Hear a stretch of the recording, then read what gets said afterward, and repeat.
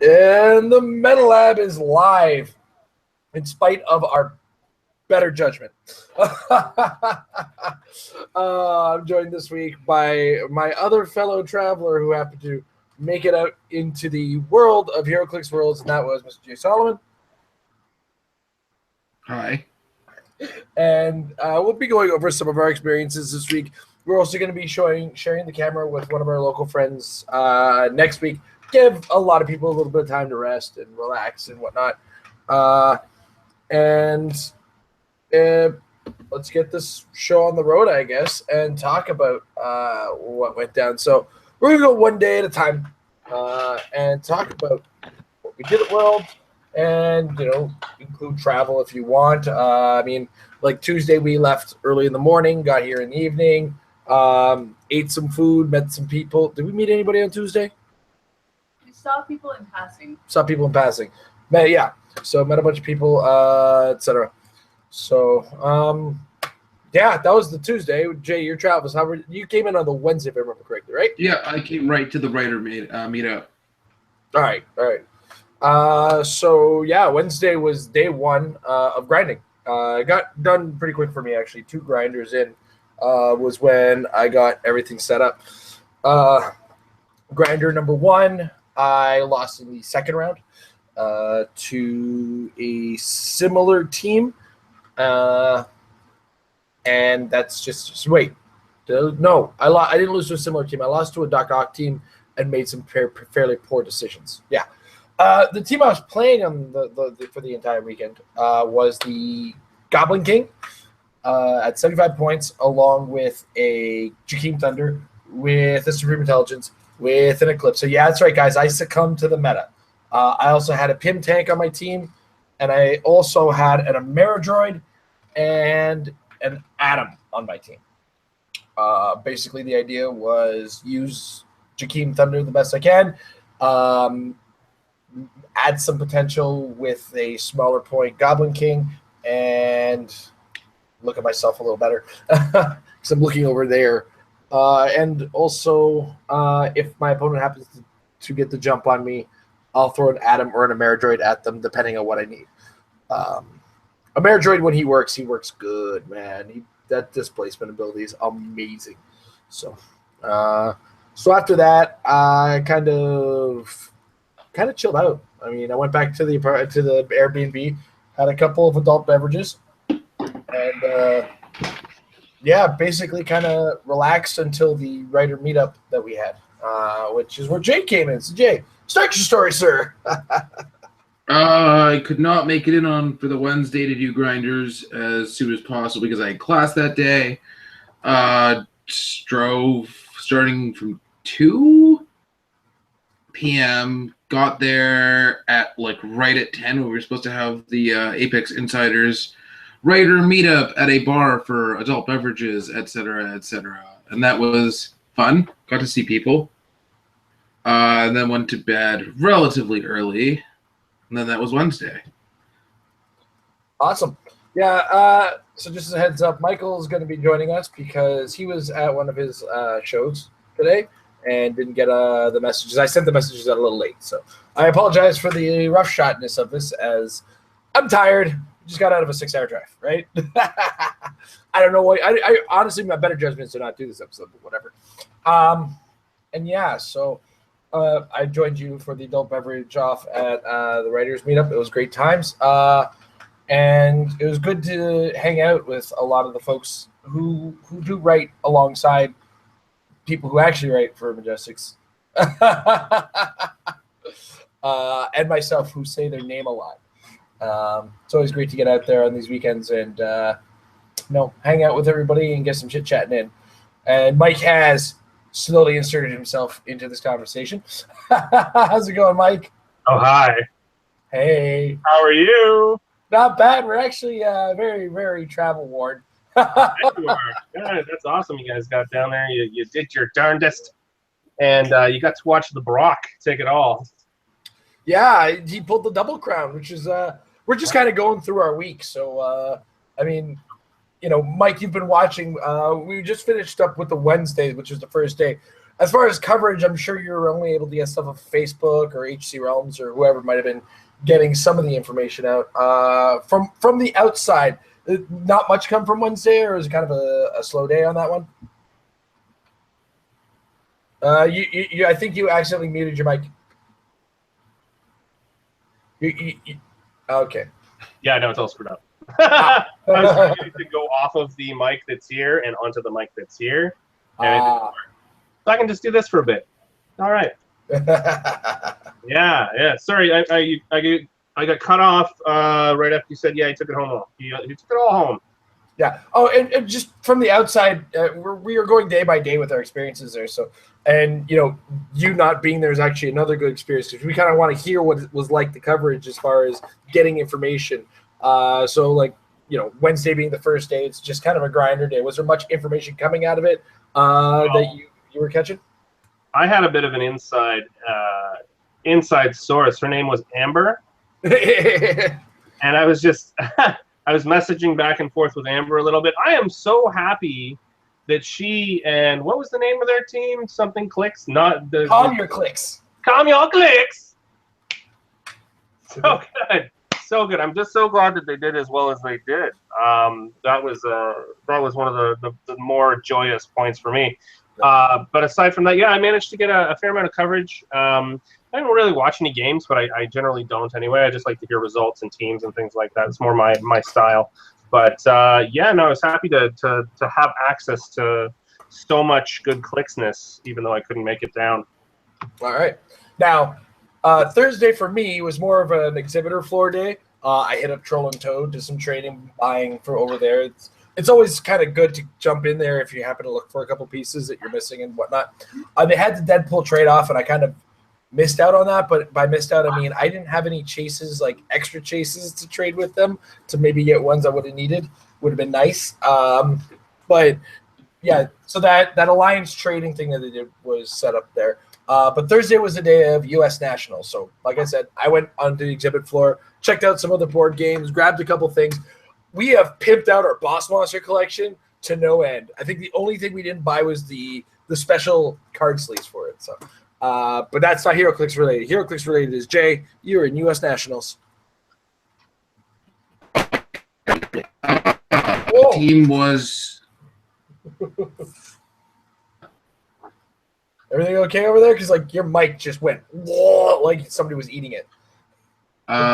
Nothing's wrong as far as I know. Right, cool. So Jakeem, Faust, Alan Scott, Tank, Stream Intelligence, 4 ID cards, so nothing original in the slightest. Round 1 was against Easton, so that was obviously off to a good start. I'm actually going to pull up the results aren't even up on the win. I don't even remember half of. I did terribly. So Easton beat me, obviously. Then I played a couple more rounds, and it got to the point where it was impossible for me to make the cut, so then I just dropped and went to grinders. So I lost one because Dice said I could not roll 5s in the first round, and then I did another one. That was an interesting time because at that point I was just very utterly feeling defeated, and there was about 15 minutes left to sign up for the next one, and I was like, do I need to play in Worlds and play this current meta? Not really. But then I was talking to Kevin Fruz, and he made me do a grinder, and then I ended up getting into Worlds because of that. I like the way Kevin put it better. He said, shut up, Jay, and go play. Yeah, so I ended up winning a couple games. I ended up placing second at a grinder, which is the 4 points I needed because I participated in the U.S. Nationals, although you wouldn't know it. And I got into Worlds for the next day. And then that night, I don't remember what I did. But I just done early bed because Thursday night was World. a pretty calm night for me as well. I just went home. We went out for dinner with some of the players, and just kind of chilled out. I didn't drink too much on Thursday, not nearly as much as I had on Wednesday, that's for sure. But Wednesday I knew I could party out a little because I had Thursday off for the most part. There's the word drinking comes up in the description of my trip a lot. like a lot. So, You drink? I didn't know that. I've been known to. I heard that you once drank from a fishbowl. I would like you to see my new novelty water holder that was at one point full of beer consumed by me. Wow, dude. Oh Lord. Your liver. If my liver isn't already completely paste, it is the super liver. Well, that's why you have twins, right? You know, it's replacement livers eventually. Yeah, exactly. It's like I put two in there. One of them's bound to work if I. All right. Yeah. All right. But yeah, so Thursday, the news from the U.S. Nationals, Mike. I want to talk about the top two teams, more specifically the second place team, PJ Bowen's team. Mike, did you catch this at all, or what his team was?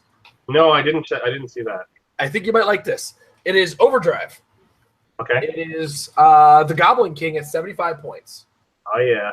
It is Felix Faust. Now, I'm not being a jerk about the Faust because this is also replaceable with Doc Ock. Apparently, this works as well. And the Sam Wilson Captain America with a pimp tank because everything has a pimp tank right now. Yeah, it's indispensable. So here's how this works. Sam Wilson, if she's being carried, the carrier gets +3 movement. A vehicle does not lose movement for carrying. No. So we are talking about 14 movement on the Overdrive Pog. +2 for the side Plus step. the 2 for the sidestep. Yeah. And then Sam Wilson can still make an action after all of this. She's got Perplex. Felix Faust has Perplex. Goblin King can choose Perplex. She's got a 14 attack, which becomes a 13 when she hits with the tank. I loved the aggression out of it, and I love that it almost doesn't hurt as nearly as much by putting a Doc Ock on instead. And it's not a double Doc Ock. There's a lot of pieces to the puzzle on this one. I like the team a lot, and I might try to do something similar, and I might full-blown copy it. I don't know. I haven't decided yet. But that was the second place team. Dustin Cedars won the U.S. Nationals. I want to congratulate him. He used Felix Faust, Jakeem Thunder. There was a Supreme Intelligence with Bizarro as well. And, yeah. And one of the cool things that got pulled off as well in that final was PJ Bowen using a shield level 7 to call out Hawkeye to just infinikill the Bizarro. It was ruthless. That sounds crazy, dude. Yeah. All right. Then we get into Friday. Friday. Singles World Championships. I am rested enough, ready to go, head in the game. And round 1, I played against, I believe he was the Filipino national champ. His name was Javi. We actually recently friended each other on Facebook, so I'm gonna attempt to butcher his last name. 1 second here. Sorry, guys. The professionalism is real, I swear.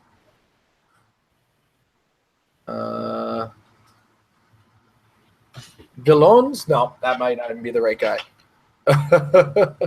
It is Javi Villons, and I apologize if I'm messing that up. Wonderful, friendly player.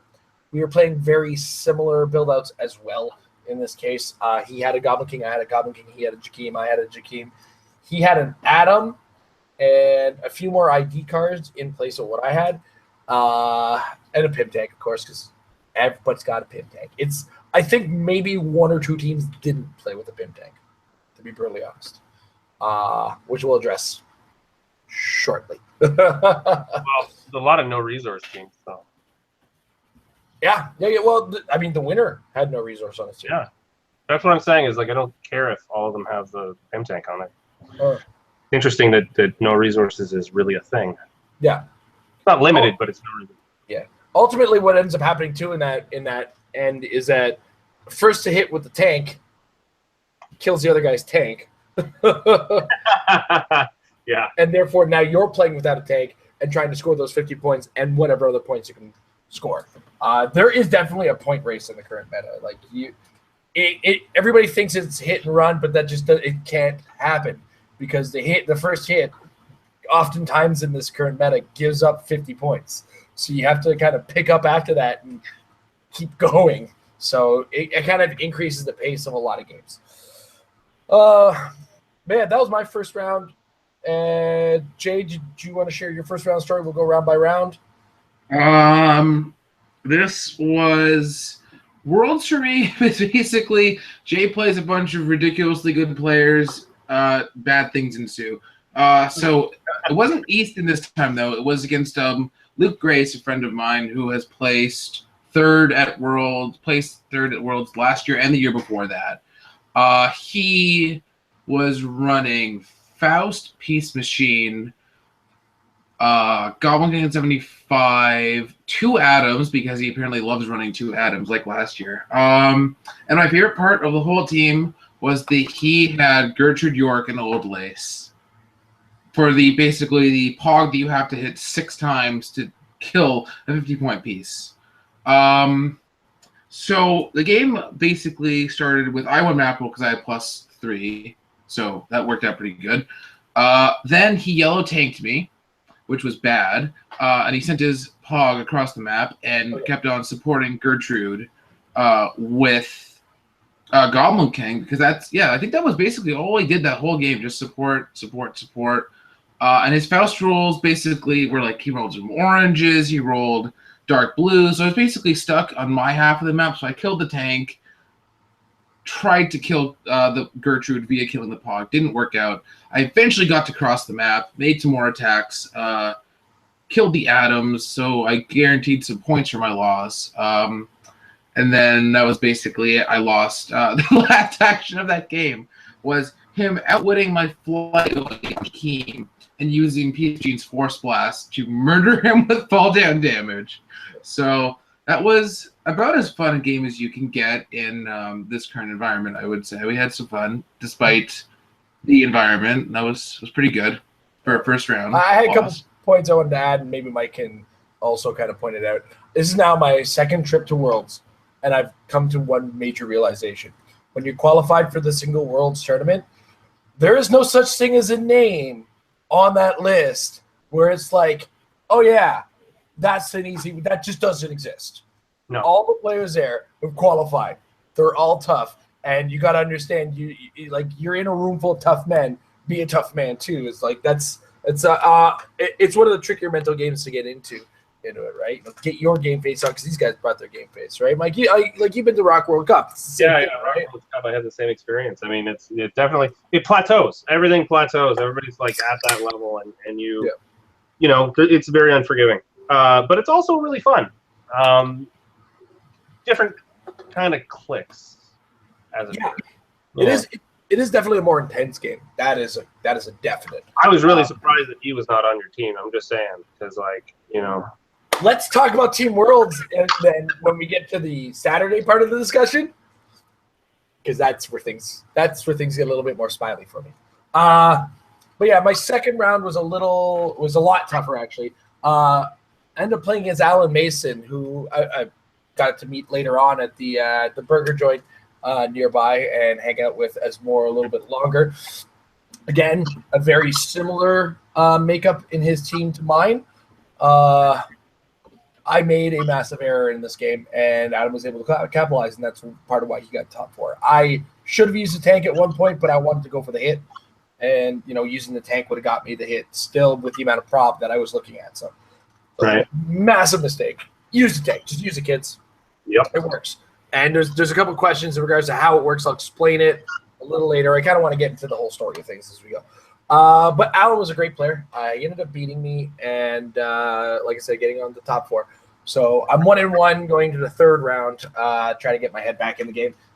Jay, your second round? Second round was against Phil Jr., who was placed second to Pat, Jay, Isaac. Check your connection on your microphone because you go in and it's really scratchy when you go in. I apologize, folks, if you're wearing headphones watching this archive. That's like ruthless. All right, sorry, go ahead. Pretty rough, dude, sometimes. Is that any better? That's better, yeah. Okay. Round 2 was against Phil Jr., who is placed second at like so many things. So that was intimidating. He was running Goblin King at 175. Laughing Maniacal, Undying Joker, I believe at 40 points. Bad mic stuff? Well, the thing is, your mic is garbling, and I'm not sure what's up with that. You've had a problem with this mic before. That's odd. Try leaning back in your chair a little bit. It might be proximity. He also had a Bizarro. No resource, but he had level 7, obviously, and he had a Torso, and he had a Symbiote, interestingly enough. So his first turn was basically TKing a bunch to set up the objects. I move up, we both clear. I end up going for a tank attack because he had called in the TK Lex Luthor with 3 clicks. So I wanted to go for an attack to get extra points. But I made a mistake with my positioning where I thought I would get all of his characters with the tank, but I ended up not actually doing that and just basing them with it, which was not smart of Jay. But stuff happened. I took some points, and I lost. And that was that. So I was 0-2 with points. This was a 5-round thing, so I was thinking I could still have a chance if I won my next 3 games at that point. That is another thing I want to take a second to mention. And Mike, you might be taken aback by this. The last couple of years, like the Whiz Kids Worlds has been like 3 rounds cut to 8 or something ridiculous like that. That's this stupid. year. Yeah, and it's insane because the compression of the schedule the past couple of years where things were overlapping and whatnot. This year, we had 5 rounds of Swiss cut to a top 32. That's great. It's amazing for one because you're not in a rush. It's not a loser die, like a win or die situation. Because when you get this many people, 3 wins and cut to 8, if you're not undefeated, you're not qualifying, right? So in this case, So, like, what's the point in sticking it out? Exactly, right? Past the first round in many cases, which it's like, you pay a lot of money to be there. You might as well have it be a big event in that way. Yeah. So we get into the 3rd round. Hey, guys, guess who I played the 3rd round? You might have heard the name twice this weekend. Howard Brock. I found out firsthand why his team is so good. His team was the Goblin King at 175 points, Mercury, 25-point TKer, Adam at 15 points, of course, a Pim Tank, a 30-point Joker, an Ironheart, and ID cards, and a Symbiote. He would TK his first turn, you TK out the Joker and get that Symbiote. He had an immaculate map choice. He called out all the right ID cards at the right time, placed things perfectly correctly in every single situation. And he played it to a T. He was using TK for Mercury to TK call-ins that he couldn't quite get into the right position and get them into the exact 2 or 3 squares that he needs them in. He played it so well. It was really cool to watch. As well, it wasn't cool. What was also cool is to watch him get frustrated with my dice rolls. This is now 2 people from south of the border who have gotten visibly angry at my dice rolls. So there's a point where it's like I can't hit anything. Nothing's working for me. And Howard, I made 1 hit on his Pim Tank that he dropped on my head. And he turned to me, he's like, I swear to God, Jason, if you missed 1 more attack, I was going to get angry at you. I was like, okay, so you already were. Is what you're saying. But it was a rough game. Put me at 1-2. So I'm now in the headspace, win or die. Because you need to be at least 3 or 2. And if you're a 3 or 2, you have to have a lot of points. My first game, I got 365 points. So it was pretty cool. My second game, I scored I scored 75. I killed a call-in, I believe it was. And then my 3rd game against Howard, I scored 110. So I made some points, which was I was making a fight of it. But yeah, 3rd round, Howard Brock, he beat me good. Played in position very well and was able to just tee off on me. Jay, talk to me, bro. I'm going to use screen share to show the map that I use because that is very important for the matchup. I like to think of round 3 as the false hope round. I won map. The team I was facing was Overdrive, Goblin King 75, Sam Wilson, Faust, Tank, filler of some sort. So this, I had spent a bunch of time the night before figuring out what maps I wanted exactly. And this one to me is probably the best for anti-Overdrive because of how the ladders work and how it restricts his movement a little bit. And I like the little patches of elevated on the corners of the map because of how the stairs work.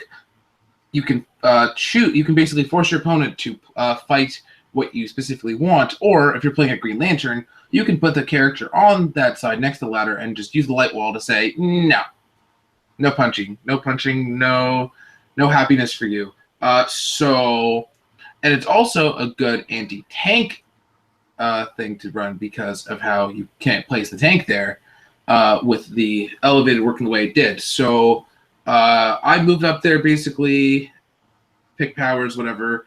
Then he comes across the map, makes an attack with Sam Wilson. I positioned the Green Lantern next to the stairs or ladder, whatever it is, so that he would be attacked with a 2 damage because I believe I had rolled brown on my Felix Faust, so no super strength, so he couldn't kill the Green Lantern.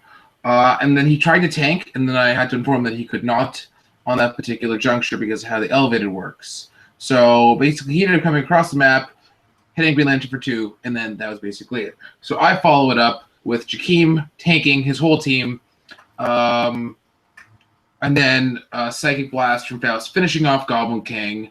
The 4 damage attack plus tank killed Sam Wilson.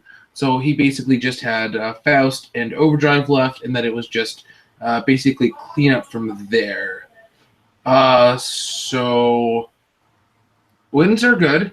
And at this point, I need to win the next 2 rounds and get decent points to have a chance of getting in. Mm-hmm. Yeah, so I think we were both at the same record at this point. We're both 1 and 2, and the only way to go is to win out. I get to round 4, and I become an old man. Oh, there's one of the team members of Team Ragnarok. His name is Philip Morris, I believe, or Phil Morris, something along those lines. My brain's gassed. Phil Morris, the strip club? Maybe, I don't know. His team was 2 Green Lanterns, Felix Faust, a Doc Ock. Basically, the idea was wait behind the walls, punish as needed, wash, rinse, repeat. And there was a pin tank, of course, in that because, again, every team had one of these. And I think he was waiting for the yellow as the lead-in. And basically, the idea would be the Green Lantern's wall, the Green Lantern's wall, Green Lantern's wall. Faust rolls a yellow power, drops the tank on you. Or you get too close, and he just finds a way to drop the tank on you. You have to be very careful when you're playing against a team like that because it's not just waiting for the yellow. The yellow is just the yellow result on Faust is just one of many ways they can drop the tank on you. You got to watch your reach, watch his reach, pay very close attention to it. I ended up having like a poker or one of my action tokens just kind of on the map at all times, marking where my danger zone was. And then once it was time, I took a chance. And I ended up maximizing my probability controls, bumping up an attack in some range, and then it was time to shoot at a Green Lantern with a ridiculous attack. I needed a 9, but I had 2 rollouts. And the way I looked at it was this: if I don't make this, I'm going to get murdered. And I got the 9 on the first roll, I think, actually. Ended up dropping the tank with a Cosmic Spider-Man on his team, killing a Green Lantern, killing his tank, putting his Faust down 2 clicks, putting his Doc Ock down 2 clicks. And I believe the Doc Ock is stuck at 2 damage at that point, which means it's really hard to get through. Because his lock damage is his printed damage when you use the flurries with him, right? Yep. Yeah. So as long as I choose invulnerable, he can only do the damage on crits. So yeah, I was in a pretty good position from there, and it's just a matter of carefully biding my time. And he would try to make attacks, and I would colossal retaliate and sort of clean it up after that. So that 9 was huge for me, and that doesn't happen to me very often, to be brutally honest. So it felt good to finally get the dice in my favor, but I had a couple ways to get in there with the props. So it felt good. I was now at 2-2, very good points. I managed to kill all of his stuff. So, Jay, round 4, sir. This was where luck decided that it was not going to have a good relationship with me. So my opponent wins map roll with his +4, my +3. I think this is one of the very few times I actually lost map roll the whole day. So he picks Mount Olympus, which ended up being both a good and a bad thing for him. He was running Shredder Clone, No Resurrection, Clarion, Faust, Shifting Focus, Strange, Tank. I don't remember if there was another character in there. There might have been another just mystical good character. I think it was all 4 characters. So I move out onto the part of the map before you start going up the stairs, and I basically positioned it so that he could tank me, but he could not tank Faust because he was in a corner of elevated thing, so he would not be able to be one-shot by a yellow and tank. Because, of course, the yellow tank happened again in this game after already happening in one of the other Swiss games. So that happens. Everybody but Faust takes some damage. Green Lantern dies. My mini-tank dies. Stuff happens, whatever. And then somehow Faust got hit onto his last click. I roll a ridiculously good Faust roll in this particular case, which was red. Because at this point, he had dropped his tank. That's a 50-point character. He'd killed my mini-tank and my Green Lantern, which is 43 points. So if I can kill the tank and then red, I'm ahead. So basically, I kill the tank, and then I set up to use support on with Jakeem on Faust, needing a 6 with a prob. Then I red, I'm ahead on points, and then I take the game from there. Unfortunately, with my prob, I end up critical missing and murdering my own Faust for my opponent, which is not good. And then it was just a matter of the game going downhill from there. And then being 1-3, my hopes of making it to the cut were destroyed. All right. Yep. So I'm 2-2 going into round 5. And I play against a player I've seen at a lot of these events. His name is Michael Hilton. He's a very good player. And we were joking because there's similarities all over the place with Goblin King, Jakeem Thunder being on the board in a lot of different places. And there's just different loadouts from there. Myself and Michael were down to one figure and some ID cards the same. He had a Maradroid, I had a Maradroid. He didn't have Adam on the map, but he had him on the sideboard. He ended up having 4 ID cards on a sideboard. So it included an Adam, a Peace Machine, Cosmic Spider-Man, or Spider-Man ID, and Shield level 7, where I just had level 7 in Spider-Man. I always found I was considering something similar, but when I did the math in my head, I looked at it and I said, the call-in on the Colossal Retaliator just doesn't have the range that you need out of the Colossal Retaliation.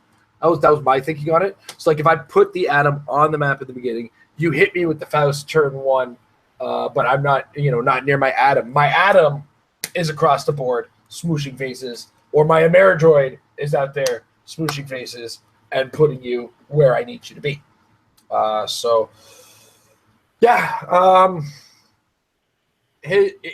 This is where things were a little wacky. He got first attack, and first attack was the harder attack to get off in this case. What was going to happen one way or another, because I put us in the WizKids office, was, and I like doing this when I'm in mirror matches because it forces good play, and whoever's the better player and positioner generally takes it well here. He calls out his Cosmic Spider-Man to attempt to attack my Jakeem Thunder. He's going to need a 9 in this case. Even with Perplexes, dropping it to the tank, he's a 9. misses. Probs misses. Probs again misses. I breathe a sigh of relief. And the reason I breathe a sigh of relief is he's now got his Cosmic Spider-Man within range of me. I can use my Goblin King to call in my Cosmic Spider-Man. My Cosmic Spider-Man only needs a 6 to hit naturally.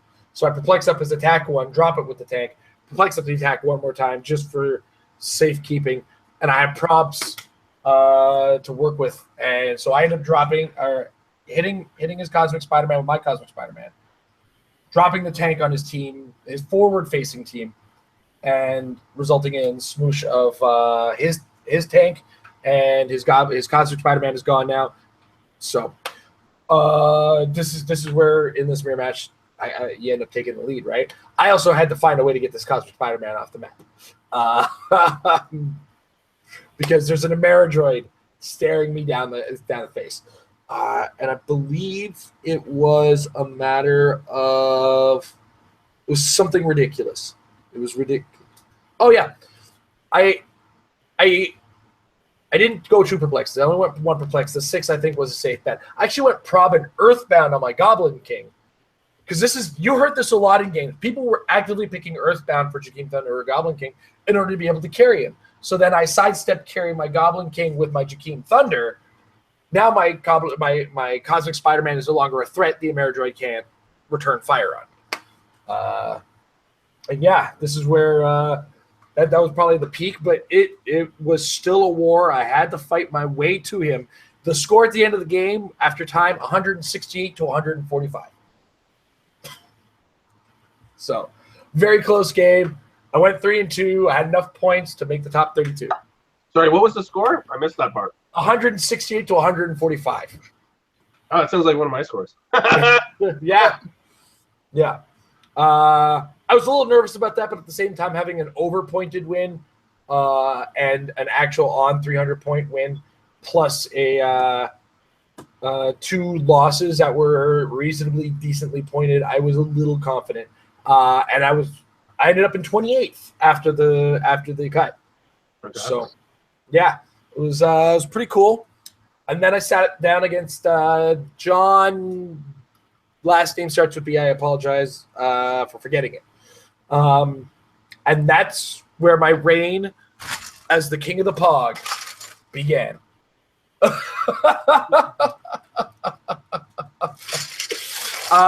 PJ's team was just its reach was too long for me, and he got the reach on me. He got the hits. It was a downhill battle from basically from word go. I tried some neat stuff. My Goblin King was still alive, so I tried to Quake Steel Energy with him at one point. Tried all kinds of weirdness with my Jakeem Thunder, and I just nothing was sticking. So that was it for me.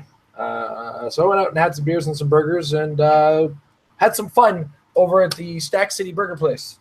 Also grabbed this before I left. And don't forget the presentation that night. That is obscene. I'm just saying, that is obscene. Yeah. How many of those did you drink? Well, I only bought the one and consumed the one that night. Oh, you're showing restraint.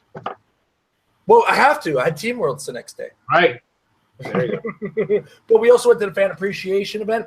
As far as new information, not a great deal of new information because a lot of it was given away at Gamma already.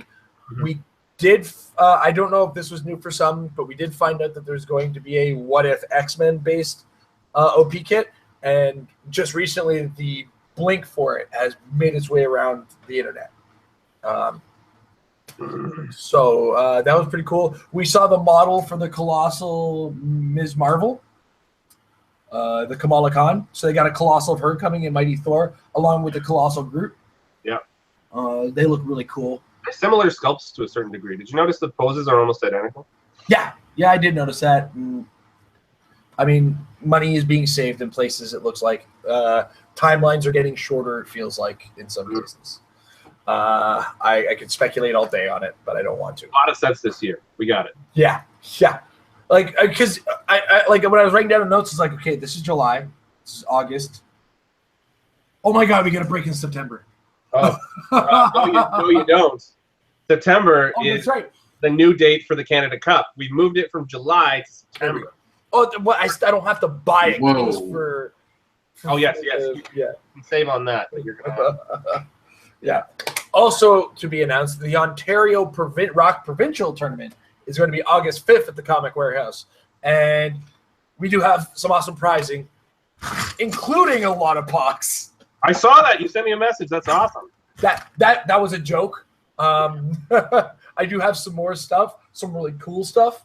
So I'll get that on Mike. Mike's got his back collection there in the corner. Yeah, the Canada Cup's looking good. Doomsday in there. I'm not sure. Oh, there's a Doomsday in there, eh? Might even be a Doomsday, eh? You know what wasn't at Origins was Doomsday. Doomsday. That's because you had to come to Canada to win it. Yep. Or to buy it, really. And I won an extra one, so that was cool. Nice. Yeah. So it was, fan appreciation, booze and burgers at Stack City Burger House. The place is actually really good. But I only ended up having a couple drinks with the guys. I kind of got sidelined in there. I don't even remember where we ate dinner that day. That day we had Greek. Oh, we went to the Greek place. That's right, because we had, when I lost in the top 32, it was quick enough for us to go to dinner, come back, and the top 16 had just started. And like sit down, have flaming cheese, have a meal. Oh, flaming cheese. Yeah. So delicious. I think I ate, and yeah. So yeah, that was Worlds. I had a ton of fun. The schedule was it just exemplified everything that was great about this week, by the way. And I want to put it out to Wiz Kids how much awesomeness went into the schedule this week or for the week. Mike is posting himself in stand-up form. This is what I did this week, motherfuckers. Mike was standing up in front of microphones with people laughing at him. Yeah, laughing at me, not with me, but this time he's trying to make them do it. Yeah, it's on purpose. You can tell yourself that. What? Yeah. What? I did make one snide remark that got a lot of laughs in the room that I shouldn't have made at the WizKids Fan Appreciation. They were doing trivia questions, and one of the questions pertained to what name has not been used in the Dice Masters rulebook for an example. And I made the snide remark of, I wish we had a rulebook to make that reference with. I'm sorry, but it was kind of funny. I got a lot of laughs, but I was like, sorry. I was sitting next to you. I don't remember that at all. What? Yeah, you don't remember me going, gee, why would you say that? Immediately pinning the blame on you? Come on. They also had a raffle. He's still playing along. I mean, he's still taking the blame for it right now. Yeah, I see. He's now he's trying to think of it as credit. You see, he's trying to take credit for it. That's it. But our friend Mike White, who we're gonna have on the show next weekend, managed to win himself in the raffle a signed copy of the Muhammad Ali Superman box, signed by Neil Adams, the man who drew the original Superman versus Muhammad Ali comic. So I think that's pretty cool. That's amazing. Yeah, really awesome. I have that comic too. I'm super jealous. Yeah. All right, so then we get into Saturday, and it's Team Worlds time. I'm representing Team Sorry A with Mike, and we had to draft an American into our team. Sorry, guys, but he was from Detroit. His name is George Massey. Last year I heard him looking for teams, and I was like, darn it, Tom, last second couldn't be on the team. Got to get somebody. George, you still looking for a team? All right, cool. That solved that. There was some other good person to have on your team. He was really good sport. Insisted on playing with the scraps. It's usually my game.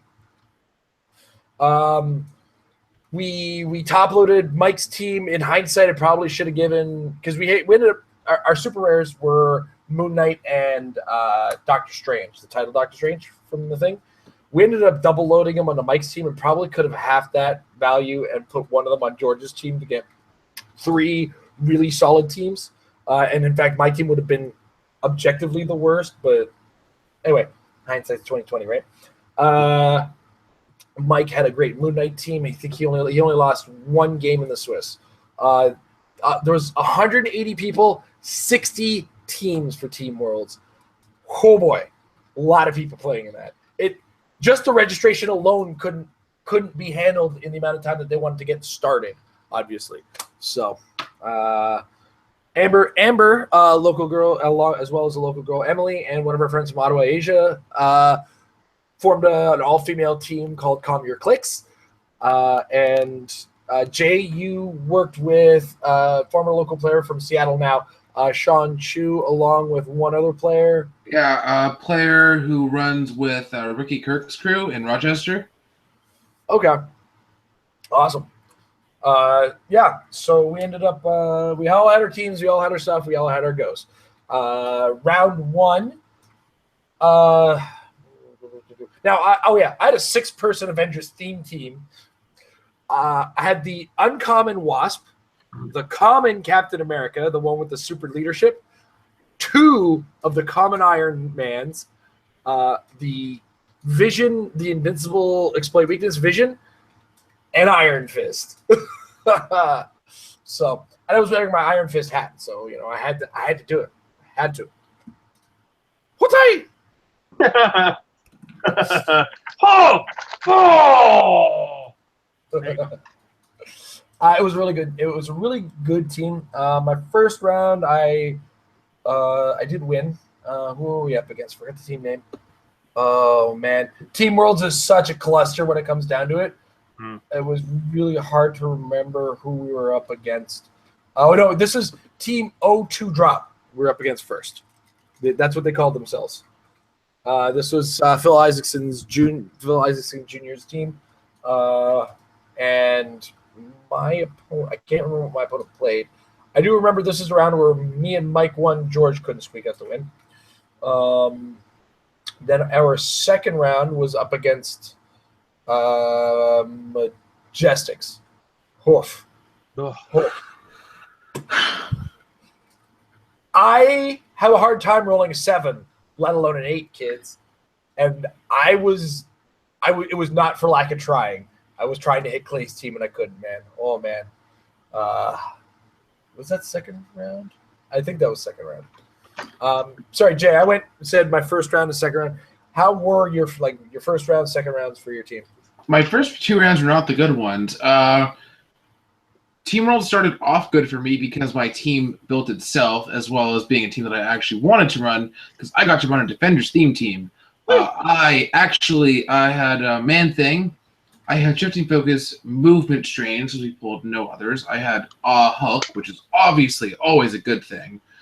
And I had... Who's my last character? The Defender's Hawkeye.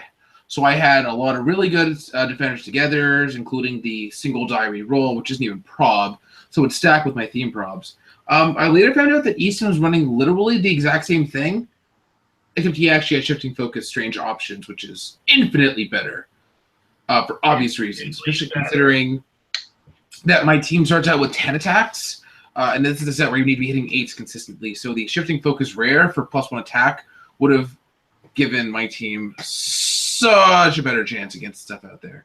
Round 1 was against, I can't remember the team name. The dude was playing 2 of the 50-point Black Panthers, who I love. Rocket Launcher Strange, both Shifting Focus Electras. I think 2 Hand Ninjas. So I won a map, put us on the WizKids office. It was very back and forth. My dice weren't so as nice to me as I would have liked. I made some calls that were not necessarily the smartest. I ended up getting 160 points and the loss, unfortunately. Round 2 was against one of the more brutal pieces to have to come against in this format, which was Cho Hulk, who also had a Captain America 50-pointer to potentially take tokens off of him, regardless of the 110-point difference, along with the Leadership Wasp, and both options for Shifting Focus Vision. So basically, this came down to all he had left was Cho, and I had Doctor Strange and Man Thing still on click 1. I could have chosen to just do the runaway tactic for about 20 minutes and get the win on points, but I felt like that was going to be way too boring, and I at least had some points, so I decided to see what would happen if he got my Man Thing to his awesomeness clicks.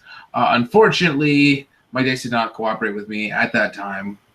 even with the ridiculous stats. And then he outwitted the reducer and just smashed him. And then it was Strange versus Cho. And I decided to concede because obviously that was not going to go my way with my 1 damage. So in hindsight, competitive scene probably should have just gone with the runaway tactic. He would have never been able to catch me. But that would have just been the most boring possible thing to do. So, yeah. And, Mike, one day we got to get you to this Team World thing. It's such a blast. Yeah. Well, they've also been doing it at the Rock World Cup, so that's another good opportunity to get that in. It was so fun last year. Maybe we'll do that at Canada Cup too. I don't know. Maybe, yeah. All right. If we feel like it, we could. Yeah. Okay. So after that was the 3rd round. We played against the BC Knights. It'll start to come back to me now. It looked like a father and son's team. And the father had a ridiculous defensive value team with 3 wasps. 3 wasps. That was my life. There was an Iron Man on his team and Black Panther. Things got up to a good start for me, and then they started to fall apart. But Mike and George give me the thumbs up as I looked up at them as they were standing up. So I was able to relax a little and just kind of go through the motions on this game. So I'm going to lose. Yep, I can lose. I'm going to lose. Okay, cool. We won. It's kind of the saving grace on that. So George pulled out a big win for that one for us. Then we went into round 4. Team We Hate Dice. I see why. My opponent had some pretty terrible dice rolls. And I'm talking like needing 7s. And missing a lot, right? And, I feel their pain on a regular basis. I sympathize, but I need so I ended up winning my game fairly quickly. It was against a Hulk, a Doctor Strange, and Gargoyle, and something else, can't quite remember. Mike won his game. His opponent was a little rough about it, but, ended up calming down and kind of realizing, some overreaction. But I didn't tell George how we were doing. So then when George was finished winning, or was finished his game, he ended up eating a loss on that one. I went to George, like, well, George, dude, this means we're only at 3-1 now. The look on his face was priceless when I did that to him. So we ended up placing 18th before the cut. Jay, how are you for the next couple rounds? I guess I should mention now that I think our round 1 was a total win for the team. Round 2 was a total loss. So my round 3, I was against Gargoyle, Hawkeye, a Defendant's Hawkeye, Luke Cage. I think the uncommon Black Widow, the one that starts with running shot. No, the Marvel Knights one, so the rare. I think the same Doctor Strange as I was running, like a bunch of random stuff. So I ended up winning map. I put us in the sewers because TMNT stuff is always fun. And I like the idea of Man-Thing just running around in a sewer. So I knew that his Gargoyle was a big threat with his exploit blades. If he got my Man-Thing to a stop, we could theoretically one-shot him from there. So I made sure to take out Gargoyle, or I hit Gargoyle off of his charge exploit blades. My opponent hit Man-Thing much sooner than I expected because most people tend to know how Man-Thing gets when you hit him once, but I guess my opponent didn't know. So he hit him to his monstrosity clicks. I also don't think he knew. This is one of those rules I don't know if people know generally, but the giants can shoot out of adjacency. Same with colossals. So that came up in the game. Yeah, that's one. It's like almost a 50-50. So I ended up destroying his Gargoyle because having Prob was annoying to face. And I ended up anything on his monster stack clicks, and then my opponent had to concede because there's nothing really he could do. And I believe the rest of the team went 1-1, so we ended up winning that whole round. So we're 2-1.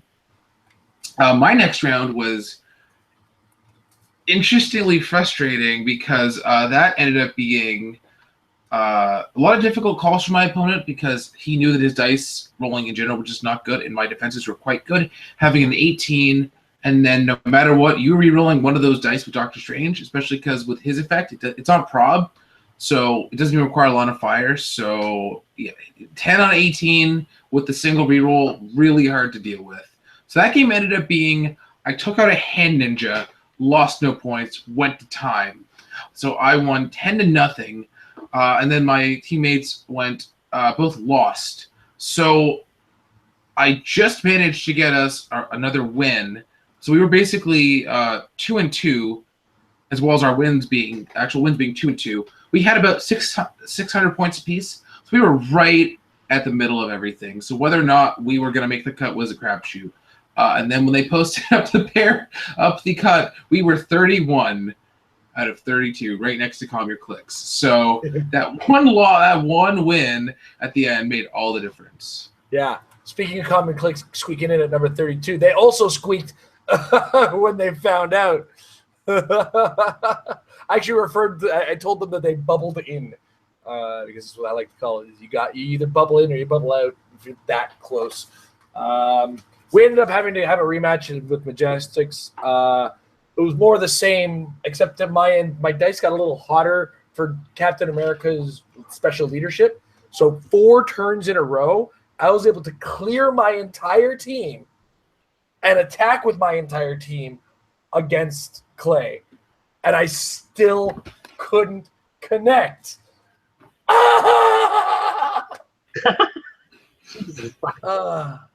Like afterwards, when we're hanging out later, Clay like hugged me and was like, dude, you like if any of that would have hit, it was a different game.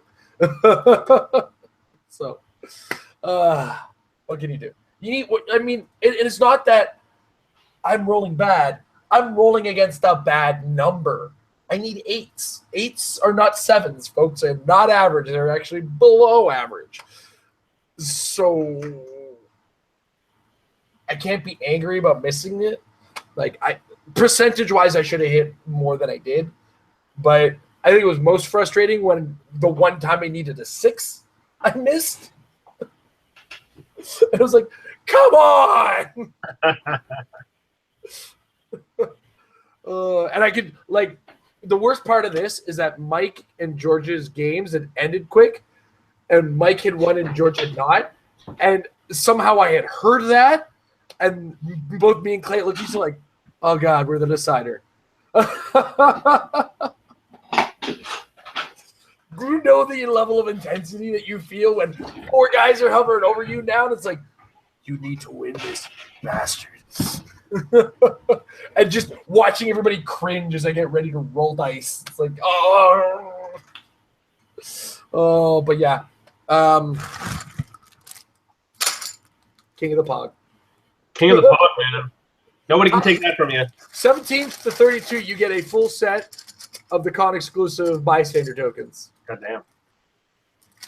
We've accumulated. What's worse is everybody in the house was like, oh, I've got a full set now. Here, use these for provincials. That's great. We'll talk prize distribution, and we'll even it out with some of this stuff too. All right. But Jay, how's your round in 32 there? Probability laws are just not my friend. We're not my friend this weekend overall. Like, I was rolling good in Battle Royales, but when it comes to the actual important stuff, it's like I've been noting recently, I can't roll in my home fun games, but I can seem to roll when it actually matters. But apparently Worlds decided to flip all that. I can roll when it's for fun, but not when it's actually competitively important. So I played against this guy before. I can't remember his name. He's really good. I played him in the sealed qualifiers at Worlds last year. He was running one of the 50-point Black Panthers, Purple Man, Hawkeye, Grey Hulk, and possibly, I think 2 hand ninjas as well. I won map roll, put us on the sewers again. This is an interesting matchup because my Man-Things Defenders Together is perfect against his team because it says Mind Control automatically misses.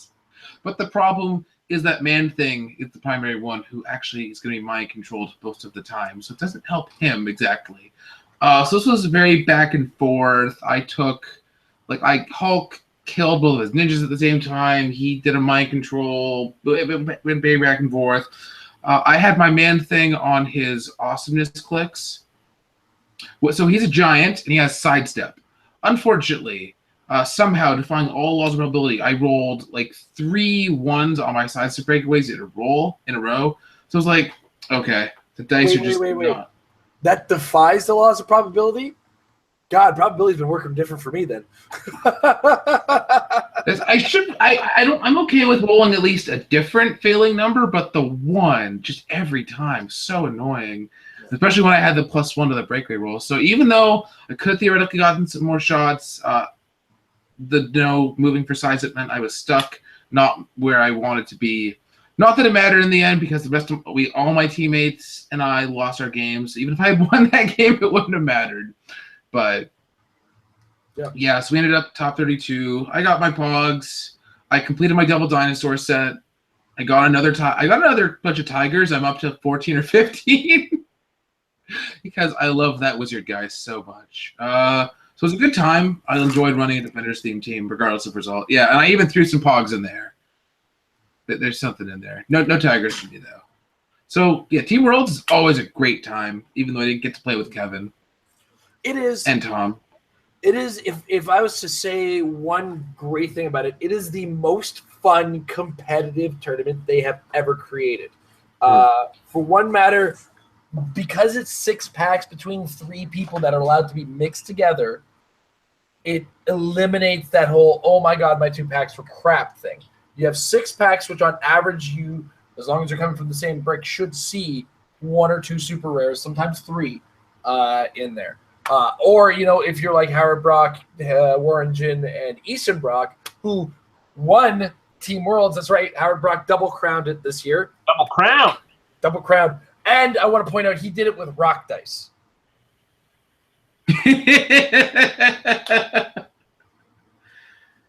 All right.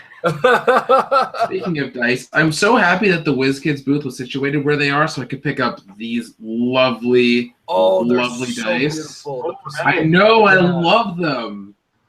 Today, and I played some games with them. They rolled so appropriately. It was great. They're so averagely. Yeah, it's the gravity dice roll on probability. It's I should have asked you to pick me up a set because I don't have a pair of those and I really want some. But yeah, next time. I think all of us Canadians take our dice seriously because we all cracked out $20 for a pair of $20 American for a pair of gravity dice. You know what it hurts is when you're buying something there and then you do the conversion like, this is costing me so much more than I think it's costing me right now. It's like that's a good. Oh no.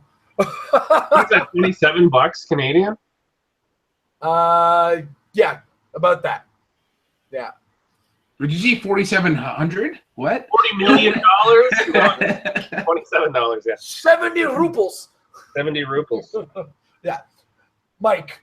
Oh, you guys would have been really proud tonight. I had a joke about Superman. Nice. It's fucking awesome. Yeah. All right. Yeah. I know, total aside. Anyway, what were you going to say? What I was going to say before we get into the antics of last night, of which some photo evidence is out there. Sorry, Ronnie. I just saw that. Hey, you know what? I was getting into the theme of things. It was Pride weekend, so, when in Rome. Mike, we want you there next year. Yeah, I'll be there. Excuses next year. All right. You know what won't happen next year? My mother-in-law won't die. Oh, sorry. Sorry. So it's such a downer. I know. Yeah. God damn. Oh, right in the gut, you jerk. Right in the gun. Oh. Ow. Anyway, Saturday night, after Team Worlds was all said and done, we went to, what is it called again? Brewcadia. What this is, it is a bar that has arcade machines. They cost no money in the arcade machines. You just have to be consuming beverage. Right.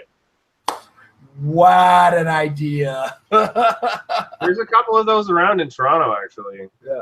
What? You know, there's ones where it's cover, and then there's ones where it's just, you know, pay for your beverages, etc. But keep them, you know, keep drinking, kind of thing. There's a couple of them. Yeah. Ooh. Suffice to say, I don't want to. I'm not going to name names because when you drink, you don't do that. But there are photos in some cases, so you know, can't win them all. But Guys still take their tasteful photos. I had a lot of fun with everybody hanging out after the fact. Sat down and chatted with Clay, and he was just like, "My God, that first game, it was good. The second game, you played it so much better, and I was scared." So he, you know, when you hear stuff like that, like, well, okay, I made him scared. Dice didn't want to help me with that fear factor, I guess, but whatever. Couple other things I noticed: Wakanda does not work with Wakandans. I was listening to a couple players because one of the possibilities of Team Worlds, because you're pulling from 6 packs, full-blown Wakandan armies were capable of being built. Some of them with multiple Black Panthers, some of them with multiple Wakabis. Like, it's nuts, the possibilities. So, you know, keep an eye open on that. But Wakandans don't have home territory advantage, to say the least. WizKids was nice enough to actually hand out some of the boxing ring maps at the event, and they were nice enough to some of us Canadians who did not get the sports arena map to give us copies of those as well. So I want to thank everybody over at the WizKids booth. I want to thank Stephanie, our rep, who we talked to you know, deliver us product with regards to our unboxings, for, you know, helping us along on the weekend, making sure everything was good, checking if we needed anything at all. She was such a fantastic host. Scott D'Agostino, all the crew over at WizKids, you guys did a fantastic job organizing this. The judges were on their game. The schedule, mint. Everything about this, I would do it again 1,000 times as long as it stays this way. This was the most. I mean, the only thing I think needs to go is that U.S. Nationals doesn't need to be at this event. It's the only thing I think needs to happen. So that it gives the U.S. national champs some time to breathe and bask in it, right? Not, yes, I'm U.S. champ, Worlds is tomorrow. What? Right? Makes it even harder to get that double. That, like, nobody has acquired the Triple Crown yet.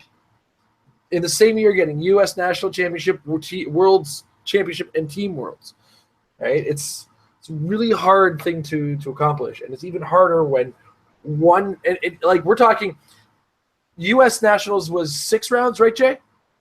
Yes. 6 rounds, cut to 16, right? I believe so. Yeah. So 6 rounds, cut to 16. So that's still 9 rounds you have to play if you win. It was 5 rounds, cut to 32 for Worlds. That's 10 rounds of Heroclix. You need to be ready for that, man. And it's brutalizing to have to go through that long the day before. So note that that's quite the accomplishment that Howard has got with the double crown in that case. But yeah, a great weekend of Heroclix. Tons of fun. Great meeting everybody out there. Everybody was super, super nice to us. I think I paid for 5 drinks the whole weekend. That's crazy. One of them was this one. Water in here now, though, guys. All right. Are we guys? Snooze on that. Windows update in my face. Like, do you mind? I'm busy. I feel you. Yeah. Jay, what's your overall takeaway? As far as execution goes, I think it was just about perfect. The only thing I might have changed was more judges, because I felt like there could have been just some more bodies there to answer questions a little quicker. Although even then, like, that's a nitpick at best. So yeah, perfectly executed except for what you said, pretty much. Yeah, and Anthony Barnstable, once again, Judge of the Year. His run. Oh my God, I love that guy. Ninja. He just goes, yeah, what's your question? He doesn't bump into anybody. He, like, ninjas around people. He's not throwing people out of the way. Like, when you see somebody run in a crowded area, they're bumping into people, throwing people around. Like, it's always a bloody accident when that kind of thing happens. You get to see. It's like watching a sparrow dodge people and eagles. It's amazing. All you get to see is just a magnificent mane of flowing, luxurious hair, and then you get a rules question answered. And your slips picked up. That's true. Yeah, WizKids love genies, and apparently that's how he got his superpowers. Yeah. Mike, with all of us saying this stuff, you coming now? You have to come now? Sure, yeah, I'll be there. All right, awesome. Yeah. You guys ready? Oh, no, it's okay. Go ahead. I was going to say, are you guys ready for some fan questions? But finish your follow-up. No, that's fine. Yeah. Fan questions, go. It's like, yeah, let's talk to them. Now, Mike can have a chance to chit-chat. Sorry, Mike, you jumped in on that episode, right? Oh, no, it's okay. I just haven't been around much lately. I figured I'd jump in and see how you guys were. Yep. All right. First up, a local player. Jason Osorio, question number 1, what was your most memorable role? And question 2, what team would you make to counter the team that won? My most memorable role was needing that 9 to win in the 4th round. That was insane. Because there's still so many ways that could have gone wrong, like missing it. Right? And that's it. I lose in that case, or at least lose to Cosmic Spidey because he was not going to survive that. That's for sure. So that was definitely my most memorable role. As far as countering Howard Brock's team, there's not necessarily a hard counter as much as there is play. You got to play it out. Got to get, got to hope that the dice will go your way. It's really hard in the current meta to just outright counter something. You've got to actually play this game, play this meta. So for as stagnant as it is, you do have to play it out. You do have to maximize your dice rolls. You do have to pay attention to things. There are ways to do it, and it's not a matter of I got a hard counter Howard Brock's team. It's you got to play a team you're going to play well as Howard played his team. It's kind of the way I see it. Jay, what's your most memorable role, and what team would you make to counter the team that won? I don't remember a role that was memorable and particularly good. I remember just rolling good overall as a battle royales, and I guess that critical. All my really bad rolls weren't just misses; they were critical misses, like that critical miss on the support, just critical missing in general. What I would have preferred not to. So I guess that critical miss support. So bad. It's hard to really counter that team just given how versatile it is, because you have pick a power, you have one of the most annoying tie-up pieces possible with that Joker with the symbiote. On top of this, having top dial wit, even Ironheart isn't easy to kill and just has all the support powers. So she's just what else was on the team? What else was on the team? White. Oh, yeah, never mind. Bye, Mike. Mike has to duck out, folks. He's a little tired. It's getting late in the day for him. Sorry. So Howard's team was Green Goblin, Mercury, Atom, Ironheart, Joker, ID cards, and Symbiote. Yeah, just hard to deal with. Yeah, those characters, the characters, the Atom, like. You shouldn't be able to get a shot off on the Atom to kill him easily because of that Joker with the plasticity, being the most annoying character ever. It's hard to think of a hard counter just right off the top of my head outside of just you roll yellow one Faust and then you do a tank, which is just the answer to pretty much everything ever. So yeah, I can't really think of anything to just straight up hard counter it, at least right now. All right. In that case, we go next to Fabricio Granados, who has, oh my God, he's got 10 questions. Let's see. All right. Lightning round for these, okay? Ready? Several questions. Woo! Favorite team you saw in the whole event? Sean Chu's team with the Dread Pool. Jay? I completely agree with that. All right, awesome. Best, worst moment in your matches for nationals. Best and worst, Howard Brock getting angry at my dice rolls. Jay? Best was Easton saying that he didn't really care about the results for nationals because of how the whole thing went of it essentially being a qualifier. Worst, I don't even remember anything out of nationals. I just got out of there as soon as possible. All right. Yeah, I was actually in nationals now that I think about it. Opinion on organization and development of the event itself. Best year so far. Drop U.S. Nationals, put it somewhere else so we have more time to grind is good. Jay? Nearly perfect. Do what Jason said. Maybe recruit some more judges like me. All right. Team Worlds, how was it? And what faced but what did you face? Oh, yeah, we already answered that. But it was great. I love the event. It's the most fun competitive play event that they have. Jay? Yeah, I love Sealed, and it's basically the perfect version of Sealed, so fantastic. Yeah.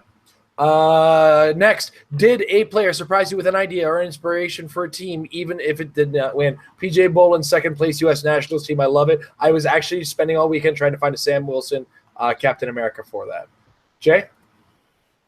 I guess Derek Thompson's team, at least at Worlds, which was double shifting focus Deadpool's Peace Machine. Good luck killing that dude when your damage is capped at 3 and then it'll heal right back up. All right. Next, even if sadly you did not manage. Okay, so if you would have won, what figure would have made? I had two options. Dr. Doom. If they said no, I actually had three options. Dr. Doom, no. Infamous Iron Man, no. All right, then we're doing Leonardo, leader of the Foot Clan. Jay. I actually designed the dial in advance for my Alan Scott, which would have been nice to get. If they said no to that, someone else in the JSA. If not that, somebody from the Exiles. And I actually had a conversation with Phil Jr. when he said he would have made Mimic, which made me and Amber so happy, and I was rooting for him because of it. Yeah. All right. Next.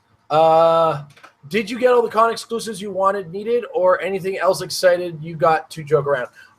As far as con exclusives, Amber was handsomely compensated for Canadian Nationals, so I wasn't in a rush to get anything. It was nice to get some things through a raffle ticket that Amber had won through Team Worlds, and as a result, we're able to make our Provincials prize pack so much better as a result. So I think that was definitely one of the things that got really cool.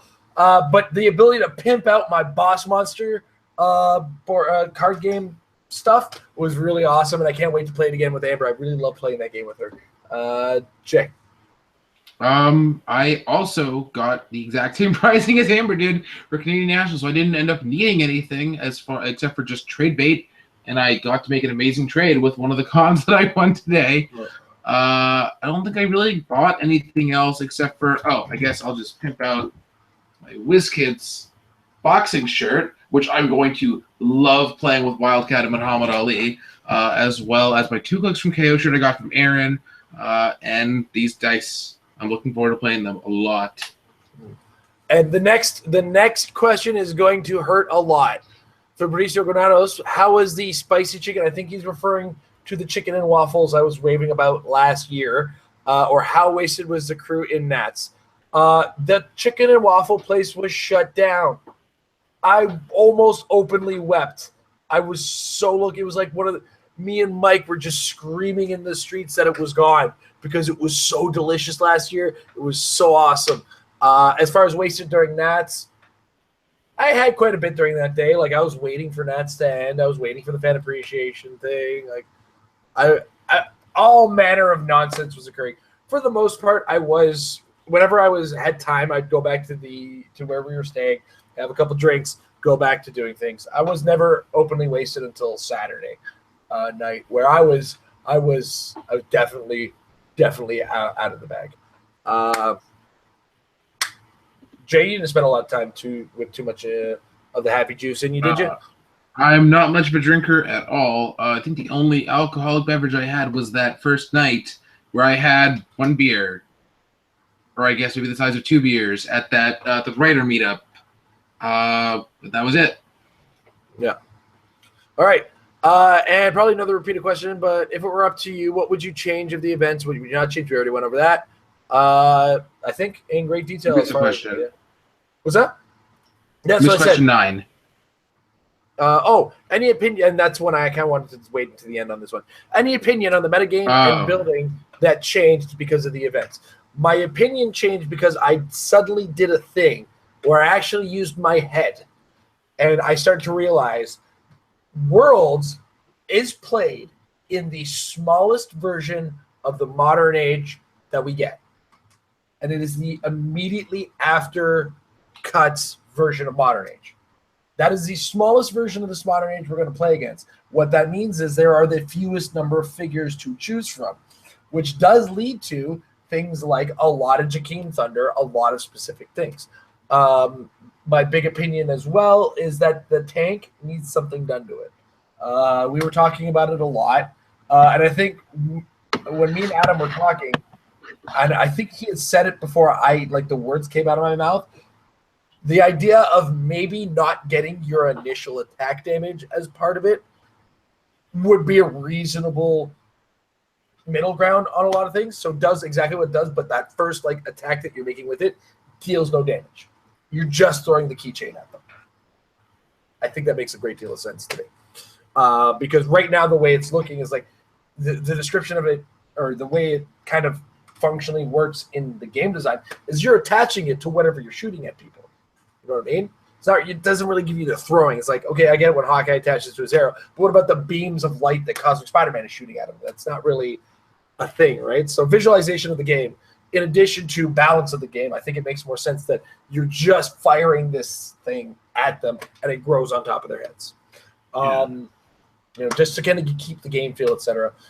Outside of that, because it's the smallest meta, things will change when we have more to work with. Silver Worlds is right around the corner, guys. Mighty Thor is around the corner from that. Undead is around the corner from that, but it doesn't look like much is going to change except make Goblin King scary with death because of that peeking thing that he's going to do. Oh, man, if you didn't see Death, Death is a monster keyworded character where whenever a character with a monster keyword on your team attacks and damages somebody, they deal them one unavoidable damage. If it's a KO click, they're dead. If it isn't, you put the click back. That's scary, man. Jay, your thoughts? As far as the stuff you said about the tank, I was kind of thinking, on top of what you said, it'd be cool if anybody could inherently throw it a certain distance, kind of like how ultralights work now. Mm-hmm. Anybody can pick them up, throw them 8 squares. So if you're throwing a keychain, anybody should be able to throw it a reasonable distance, right? It'd be pretty balanced if you only got the tank damage from that, or more balanced than the current iteration. It would be a good trade-off. As far as team building goes, I'm kind of looking. I saw some teams this weekend that led me to a closer to philosophy to you, which is how I mentioned Derek's team before. I mean, he obviously loves Deadpool. He played them. Sean played just a Dreadpool, which I would have never thought I would actually see. I saw somebody just playing 3 Alan Scotts. He was running 2 of the super rares and the KC chase, and good luck hitting those numbers. Just others I can't even think of right now. Just not necessarily even characters that the person likes, but more building your own thing, or building around the characters that you actually like and want to play. If you put the work in, they can be viable, or at least more viable than you'd think upon first thought. And I, at one point, was trying to build stuff that I would like more, like even just a JSA theme team, or at least a mystical theme team with those characters, even if they didn't necessarily have the keywords. I ended up running Faust and whatever, and just the usual nonsense of the current environment. It wasn't fun. I think I would have had equal, if not better, results with something that I actually liked. So, forward thinking, having more fun with the competitive game could be a good idea. Mm-hmm. All right. Next up, William Sanders, longtime listener, first time asking a question. I'm just wondering, what do you think it would take to add some diversity to the meta? Had some friends at Worlds, and they said it was mostly the same teams everywhere with minor changes. Like I said, more sets will diversify. It happens all the time. Don't worry. It'll happen. Jay? Yeah, pretty much that. New rules are already looking like they'll do a bit of a shift, like new outwit and how it interacts with Jakeem. And who knows what other standard powers could change in general. And if certain powers get better or worse, that affects how pick-a-power characters work in general. Like, Prob is not as good anymore. That'll change support pieces that get played. We might not necessarily have pick group Prob as much as other options, as one example. Just all the rules in general getting changed will shift stuff as a general rule. So, cool. Also worth noting, they kind of let slip Mighty Thor will have primes again. Where was that confirmed? In the show? Or in the presentation? Scott D'Agostino said it. He said, "Oh yeah, Oh, okay. Executioner's Prime version is pretty cool."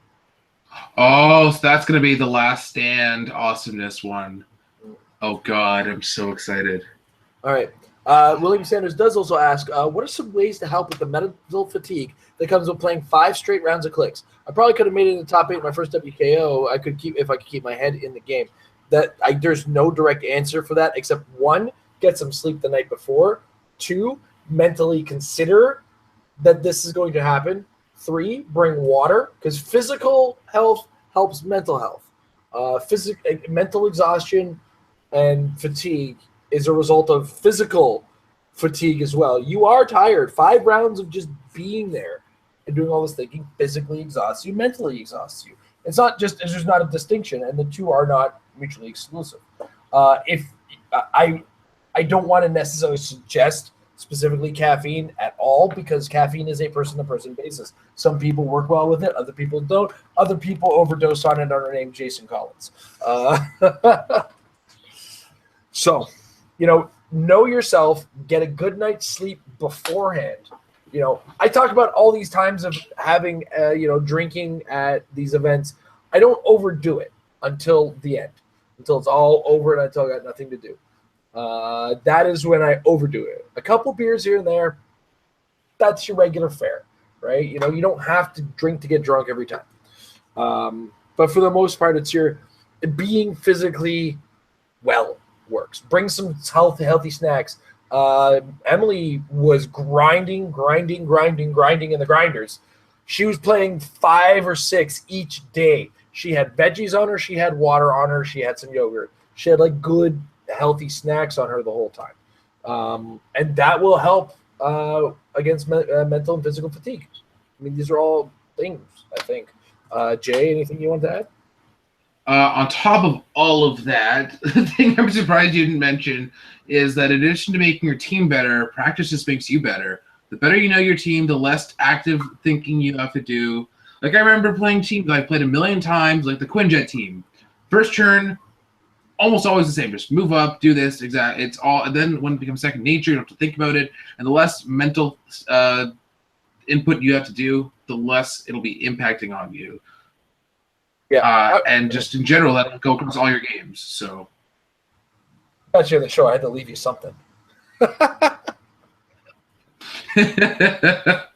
right, next up, Matthew Armour. Do you think that the What If set was a little lazy on WizKid's part with all the sculpt reuse and just some versions of the characters? Okay, it could be any number of things. What one person calls lazy, another person calls rushed. There are only so many hours in a day, and I don't know a single game designer that doesn't work 12 plus hours a day. And there's 24 of them in the day. We all have families, we all have lives, we all have food to get to. Right? And I there's only so much you can get paid for game design before it's unfeasibly bad. It's bad for the company rather. So it's not like the highest paying job. That said, part of it could be a throwback to the old days like they do with these 15th anniversary sets where they throw back to something of old. Rookie Experience Veteran was a thing. So 1, they get to make the set a little faster because they're on tight deadlines. Got to think, we're complaining, oh my God, June, July, August, October, May, we had sets in all 5 of these months. They got to make it in that kind of time span too, guys. You know what I mean? Somewhere down there, they had to rush something. Something had to give. And, it's not like they changed the dials. There's one guy, for all I know, there's one guy designing all these dials. And they had to say, look, dude, you're doing a great job, but we need to speed this up a little. So we're going to do a thing with the Marvel set. Copy, paste, copy, paste, copy, paste. Thank you. We're good. Right? It's any number of things. One calls lazy, another calls a rush, right? Pressure comes from all sorts of places. Things have to happen. All of this is speculation. I don't work directly for the company. I can ask the right questions to the right people and probably get an answer. And I'm not going to tell you guys what that answer is because that would be risking somebody's job. That's, we can only speculate on these things at best. And the speculation is there's a lot of things happening. The models in the set were the thing that had to suffer. Sorry. Right? Jay, any thoughts on it? We also should remember that there's the licensors who have impact on these decisions as well. Like it's worth noting that we, for some reason now, after he was in a very, very popular Netflix TV show, we have 15 Punishers in Modern now. So obviously that's a push on Marvel's end.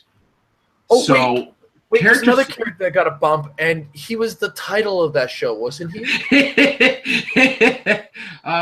Yeah, I never heard of him before, but yeah, that guy too. So obviously, WizKids doesn't know they have to be approved by Marvel and DC, and if they want 10 million Daredevils, that's going to happen. And obviously, there's only so many scopes you can do with one character. And if they say we want 20 Punishers and 20 Daredevils, that's what happens, right? So it's not all WizKids. Yeah, WizKids has the hardest job in the world. They have to make a collectible game based on a license, an established license. That is impossibly difficult as a task to maintain when you're dealing not only with one license, but 3 licenses.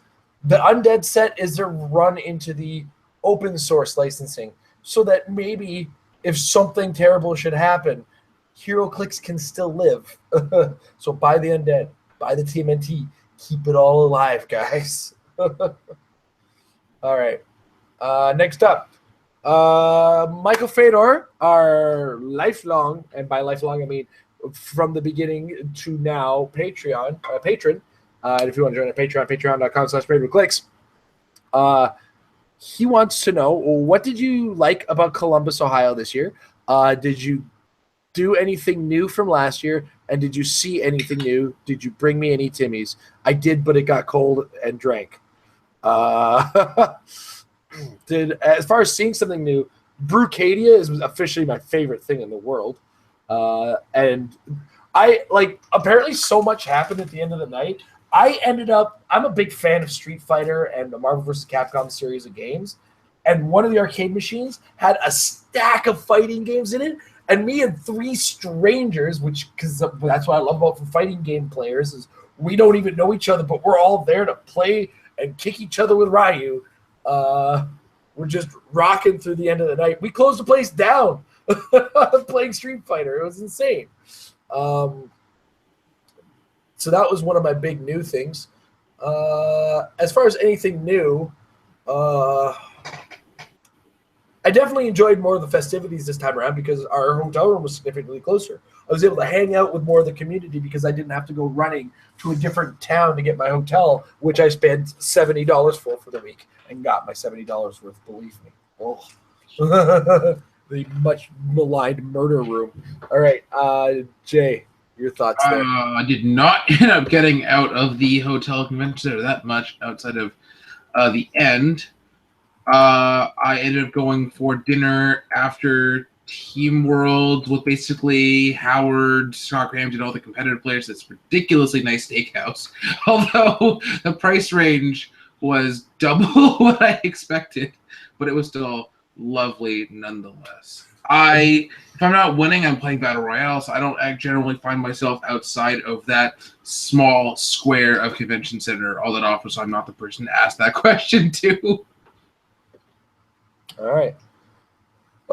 Matt Thomas, if you could change one figure on your team from Worlds, what and why? Honestly, if I could go back in time, I would go and tackle myself, who was about to build the team that I built, and put back in my hands the team that was very close to what Howard Brock had.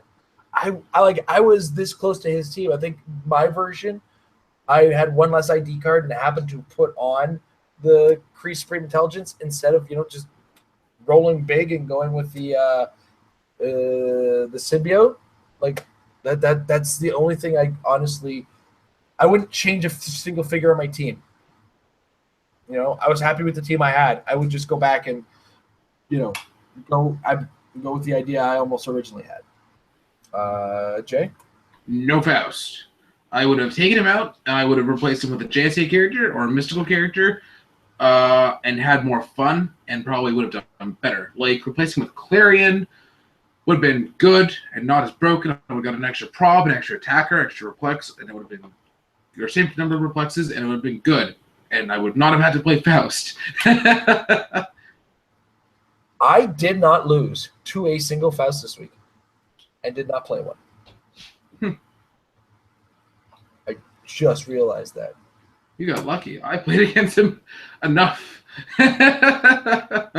Yeah, being double yellow tanked was not a fun experience. That is for sure. All right. Next, RJ Tannenhill. What figures do you think are meta in the AVD and what if sets? Were our teams not enough of an indication? If you haven't already heard, Sam Wilson Cap is really good. If you didn't catch that part, I mean, I'm not trying to sound like a dick. She's good. She's part of the second place U.S. Nationals team. And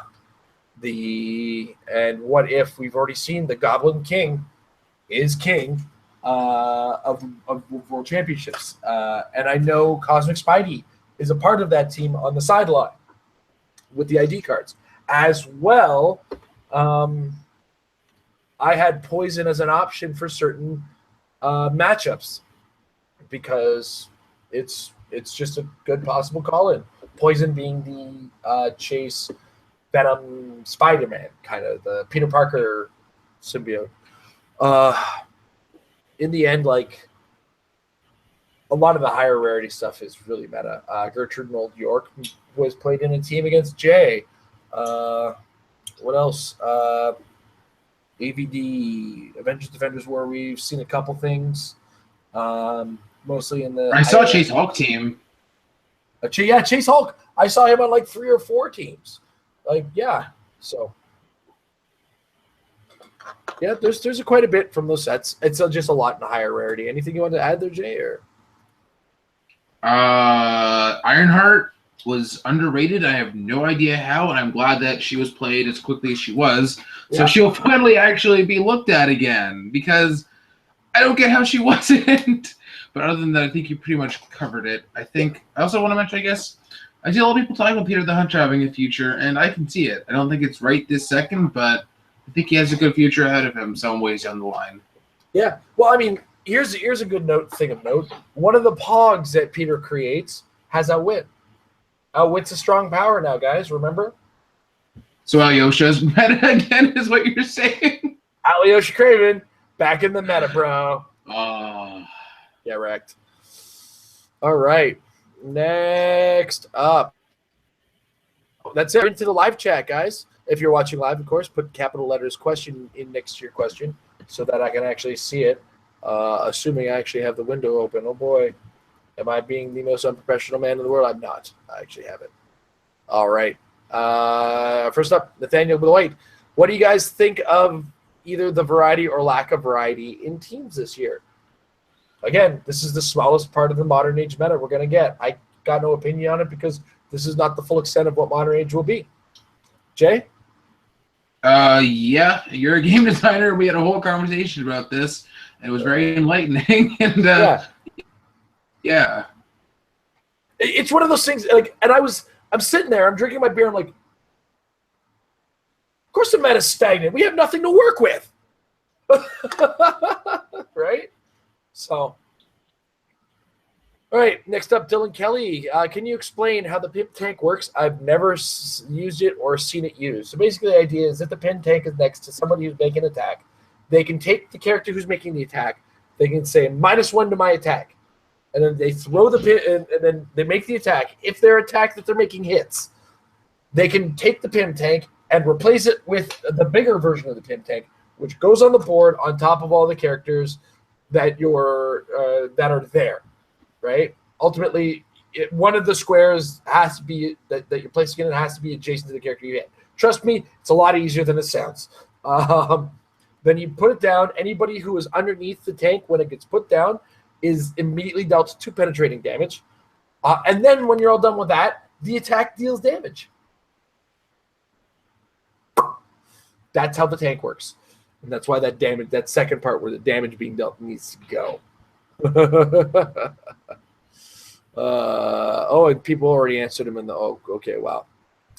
All right, next up. There was one. Where is it? Use the shoot. Lost him. He's begging me to. Oh, okay. So we got a team: Devil Dino, Green Light, Earth X, Captain America, and Penguin. Jay, what do you think of this team? It looks just like a general good pod team. I wish I knew off the top of my head. 5. So it looks like that's almost all your points. You have like 28 points left to fill in. Not even a full round table. It looks like a decent enough Pog Swarm team. Yeah. I don't know how good necessary Green Light necessarily really is. Like giving toughness to Pog, I don't know. I'm not as good a player as people that decide to play it, but it looks fine. Yeah, it's one of those things like you're going to swarm the board, you're going to do some things, they're going to work. The Green Light's going to be neato, man. But it's just got to go, right? All right, next up, Jackson Agar. For Chameleon's Disguises, we've often seen Peggy, Bizarro, Green Arrow, and Nightwing at 25. Do you think Nightwing is still needed without Krang being a problem? If not, what figure would you play instead? Well, Nightwing's not a terrible option, but depending on your team, don't discount Renatilli. I know Patrick Iboko, in order to flaunt his Chameleon, played a Sinister Syndicate team using the Chameleon, and just in case, and it did happen to him, somebody played a Mr. Nobody, like a jerk, and took all the objects away from your overdrive, his Chameleon would turn into Renatilli, and he'd still be able to go across the board. It was pretty clever. Nice. What would you add to the pool there, Jay? I've written multiple articles about exactly this question. I feel like in the current environment and even before, I think Green Lantern just does the same thing but better. Numbers go because you get the -1 for the light wall and you have the edit protection of the light wall, and your overdrive doesn't care about the flight symbol on him, so you can carry him. But there's not really about that I can think of off the top of my head that relies on stat bonuses so much, really, that you really need Nightwing for. So I don't see him really being necessary when they're just differently good options to him. I guess if you're facing like a Kill Brew team, he's good because you can make sure they don't get a modifier on their attacks. They can't use the Kill Brew effect. But yeah, there's just so many other options that are better. I just feel like, yeah, he's a maybe consideration in the general pool, and who knows what we're going to get in the future. So, yeah, you know what? Even now, if you have a Jakeem with a Possessor, he can still pick Combat Reflexes. Those are some high numbers to hit. He's in the general pool of good figures from Chameleon, but I don't think he's top 3, is essentially the answer. All right, fair enough. Okay, so that about does it for this week's episode. I want to thank everybody who's watching live, anybody's watching in the archives. It was a great time over at Worlds. I was very happy with the event, very happy with our accommodations, very happy just in general. It was such a good trip, so exciting to be out there with a lot of players, a lot of people who love the game, a lot of people who love the channel. Everybody was very super awesome to meet. And I would happily repeat the process over and over again, mostly because I miss all you guys that I've had the pleasure of meeting through this game of Heroclix. It's been a great 15 years of playing this game. And always remember, guys, let's get the word out as Heroclix wants us passing around that hashtag We Are Heroclix. I'm not big on the hashtag in social media, so I hope I did it right. That said, guys, we do have a couple sponsors. A good number of that is reflected in our direct sponsors, those of you who join us at patreon.com/marriedwithclicks. You can check it out. There's a number of levels. $1 gets you access to our regular patron hangout, which we have to arrange for some point in July. We'll figure that out. Also, at $5, you get access to our non-live, non-WizKid supported videos early. So that'll be like Metafix, Dial It Up, any of our games that we happen to post. You guys will get access to those first in a downloadable version. You also have a YouTube link ahead. And at $10 a month, you get all of the above, as well as a monthly action token, which we're going to be putting our orders in for the end of the month. With Big Bully Games. We're back in action doing that. So check us out at patreon.com/marriedwithclicks. Very, Very happy to have our supporters there. We are also brought to you in part by hcrealms.com, your one-stop source for all things Heroclix. Check out the forums, see where the conversation is going. Check out the units section. Track your collection. Build a team. Let's start with, a bunch of new stuff. Oh, look at that. Dormammu's out and around the corner. Ooh, what's going on there?